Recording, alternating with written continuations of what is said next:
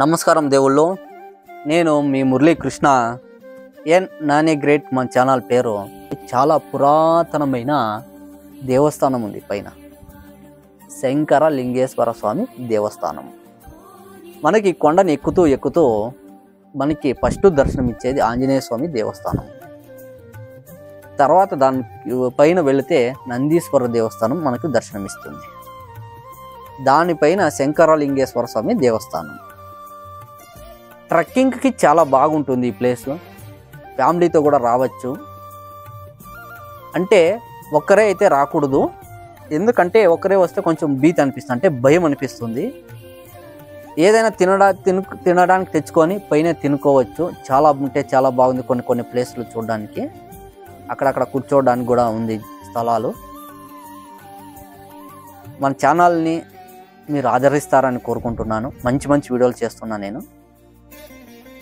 తర్వాత నేను 2 నెలలు అయింది వీడియోలు చేసి, ఇప్పుడు మళ్ళీ స్టార్ట్ చేసినాను. నన్ను క్షమించండి. నా వీడియోలను ఆదరిస్తారని కోరుకుంటున్నాను. నేను చేస్తున్న వీడియోలు ఏవి కూడా చెడ్డగా అయితే లేవు. ఎందుకంటే నేను చేస్తున్న ప్రతి ఒక్క దేవస్థానాల గురించే చేస్తున్నాను. పురాతనమైన కట్టడాలను కూడా చూపిస్తున్నాను నేను. దానివల్ల నన్ను ఆదరిస్తారని కోరుకుంటున్నాను నేను. ప్లీజ్ నా ఛానల్ని ఎవరైతే సబ్స్క్రైబ్ చేసుకోలేదో ప్లీజ్ దయచేసి సబ్స్క్రైబ్ చేసుకోండి. తర్వాత నేను 2 నెలలు అయింది వీడియోలు చేయక, ఇంకా చేయలే అని చాలామంది అనుకుంటున్నారు. అలాగైతే ఏమీ లేదు. నేను వీడియోలు చేయడానికి నేను చాలా ఇష్టపడతాను. దానివల్ల ఎవరైతే ఇంతకుముందు చూసేవాళ్ళు ఉన్నారో వారు కూడా నా ఛానల్ని మళ్ళీ చూడాలని కోరుకుంటున్నాను. ఇట్లు మీ మురళీకృష్ణ. ఎన్ నాని గ్రేట్ మన ఛానల్ పేరు.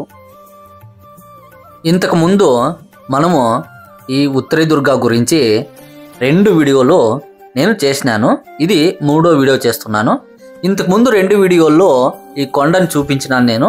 ఇప్పుడు ఈ కొండ చరిత్ర గురించి ఈ వీడియోలో మనము తెలుసుకుందామండి. మనము స్టార్టింగ్ వెళ్తూ మనకి దర్శనం ఇచ్చేది ఆంజనేయ స్వామి దేవస్థానం. ఇంతకుముందు వీడియోలోనే ఆంజనేయ స్వామి దేవస్థానాన్ని నేను చూపించినాను. తర్వాత ఈ వీడియోలో మీకు నంది దేవస్థానం నేను చూపించబోతున్నాను.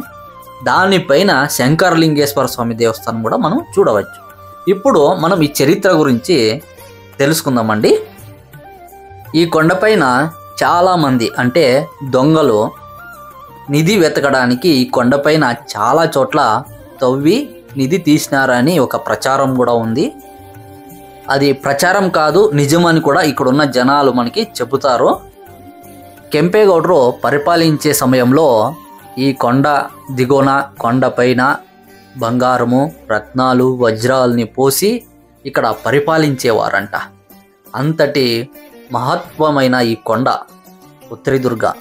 ఆ కొండ చరిత్ర మనకు తెలిసినది కొంతే, దాని గురించి మనము చెప్పుకుంటూ వెళ్దామండి. ఈ ఉత్తరదుర్గ కొండ కునిగల్కి 8 కిలోమీటర్ల దూరంలో ఉంది. తర్వాత మాగడికి 20 కిలోమీటర్ల దూరంలో ఉంది. బెంగళూరు నుండి ఈ ఉత్తరదుర్గ కొండకి 65 కిలోమీటర్ల దూరము అవుతుంది. ఉత్తరదుర్గ సముద్ర మట్టానికి 826.92 మీటర్లు ఎత్తులో ఈ ఉత్తరదుర్గ కొండ ఉంది. పురాణాల ప్రకారము ఈ ఉత్తరదుర్గ కొండని కామగిరి అని పిలిచేవారంట. యలంక నాడప్రభు అయినటువంటి కెంప వీరప్ప గౌడరు ఈ ఉత్తరదుర్గకి ఒక పేరు పెడతారు. ఆ పేరే దేవగిరి అని ఒక నామకరణం చేస్తారంట కెంప వీరప్ప గౌడరు. ఇప్పుడు మనం చూస్తున్నాం కదా, ఇదే నంది విగ్రహం. ఇది పురాతనమైన నంది విగ్రహము. మనం ఇలాగే వెళ్ళాలి దేవస్థానానికి, శంకర లింగేశ్వర స్వామి దేవస్థానానికి. బెంగళూరుని నిర్మించినటువంటి కెంపేగౌడరు ఈ ఉత్తరదుర్గ కొండకి ఒక కోటని కూడా నిర్మిస్తారు కెంపేగౌడరు. ఆ తదనంతరం కెంపేగౌడరు చేతుల నుండి ఆదిల్ షాహీ హైదర్ అలీ వారి చేతిలోకి ఈ ఉత్తరదుర్గ కోట వెళుతుంది.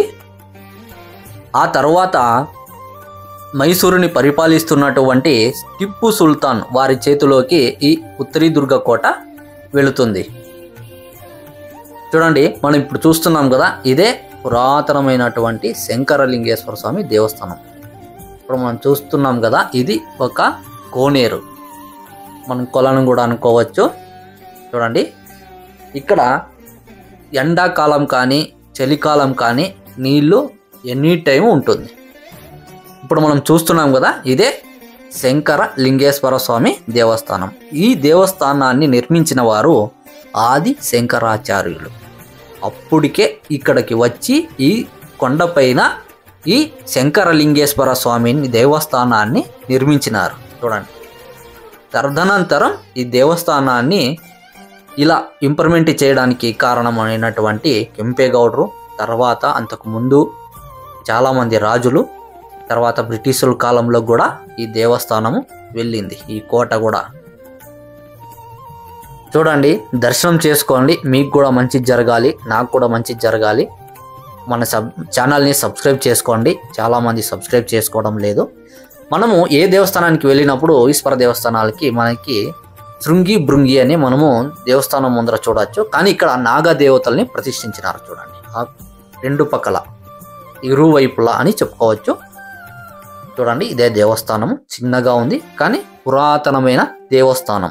ఆది శంకరాచార్యులు ప్రతిష్ఠించిన శివలింగం ఇక్కడ ఉన్నది. చూడండి, దేవస్థానం చుట్టూ మనం చూసుకుంటూ వెళ్ళొచ్చు. చూడండి, ఇక్కడ పైన నుండి, కొండపై నుండి మనం చూస్తే వ్యూ ఎలా కానొస్తుంది, చాలా పైన ఉంది.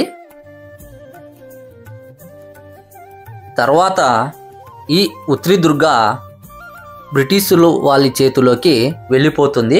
1791-92లో బ్రిటిష్ వాళ్ళు వారి చేతుల్లోకి తీసుకుంటారు ఈ దేవస్థానం కానీ ఈ కొండను కానీ.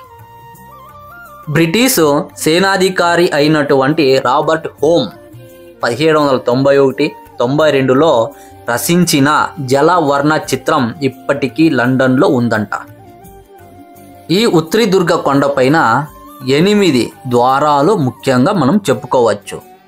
ఈ 8 ద్వారాలకి కూడా ఇక్కడ చుట్టుపక్కల ఉన్న ఊర్ల పేరే పెట్టినారు. అంటే ఏ ఊరి దిక్కున ఒక ద్వారం ఉందో ఆ ద్వారాన్ని ఆ ఊరు పేరుతోనే పిలుస్తారు అన్నమాట. అలా 8 ఊర్ల పేర్లు ఈ ద్వారాలకు ఉన్నాయని కూడా చెప్పుకోవచ్చు. తర్వాత ఇక్కడ నుండి చూస్తే మైసూరులోని లైట్లు ఇక్కడ నుంచి కానొస్తాయంట. అంతా సూటిగా ఈ ద్వారాలను నిర్మించినారని, అంటే ఎదురుగా నిర్మించినారని మనం చెప్పుకోవచ్చు. ఇప్పటికి కూడా కానొస్తాయని కూడా పూజారి గారు మనకి కింద ఉన్నారు. పూజారి గారు విష్ణు దేవస్థానం ఉంది, ఆది విష్ణు అని అక్కడ దేవస్థానం ఉంది. ఆ దేవస్థానం పూజారి గారు మనకు చెప్పినారు. ఈ ఉత్రిదుర్గ కొండ కింద ఒక ఊరు ఉంది. ఆ ఊరులో చిన్న ఊరైన 16 దేవస్థానాలు ఇక్కడ ఉన్నాయంట. ఆ దేవస్థానాలు కూడా చాలా పవిత్రమైన దేవస్థానాలని చెబుతారు.